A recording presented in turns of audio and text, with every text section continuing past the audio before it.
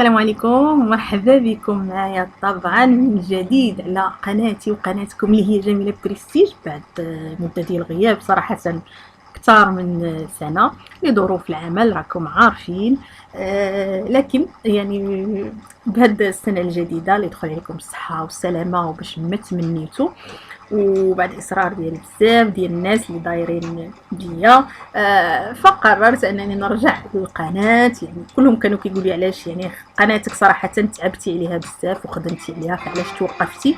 حاولي تحطي فيديوهات ولو غير مره في السيمانه او جوج مرات او هذا على الاقل، المهم تخدميها وما تبقايش غير حابسه.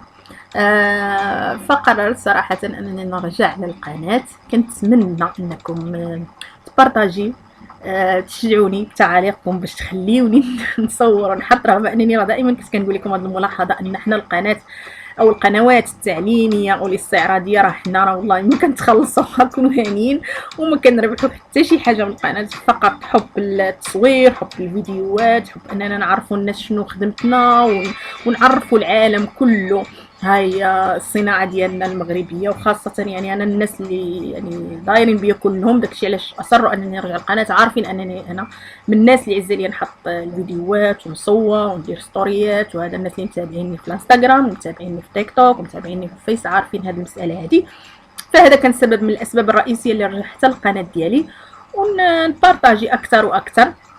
كنتمنى انكم كما قلت تبارطاجيو باش ترجع القناه كيف ما كانت شويه نشيطه، والناس القدام اللي كانوا فيها يعرفوا ان راه جميله بريستيج رجعت للقناه ديالها، وغادي تكون شويه قناه دابا مختلفه. يعني غادي نخليكم معايا في مني نخرج كما هذا الفيديو هذا اللي كتشوفوا راه كله ديالي، نخرج نتقدى السلعه نتقدى الثوب ونخدم البياسه وكيف تشوفوها كيفاش طالعه كلها في اللبسه. وهذا كما كتشوفوا هذا الموديل هذا ديال كليجا موبرا، هذا التكشيطه ديال كليانتي في امريكا.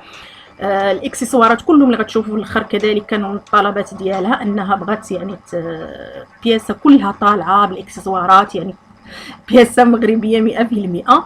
فكنتمنى انها تعجبكم. خليوا لي تعاليقكم طبعا.